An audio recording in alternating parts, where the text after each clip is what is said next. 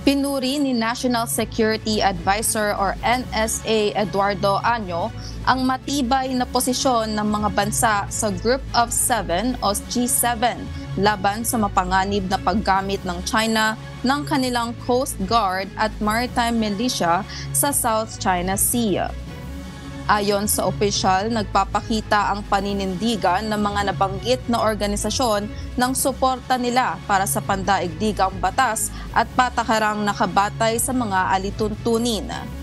Tinutukoy ni Año ang pahayag ng G7 sa Apulia, Italy, kung saan ipinahayag nila ang seryosong pagkabahala at matinding pagtutol sa anumang unilateral na pagtatangka na baguhin ang status quo sa East at South China Seas sa pamamagitan ng puwersa o pananakot.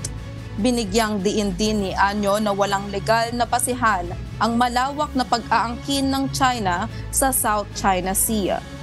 Sinabi rin niya na kaisa ng Pilipinas ang G7 sa pagtutol sa militarisasyon, mga aksyong mapanakot at mga gawaing pang-intimidasyon ng China sa rehiyon.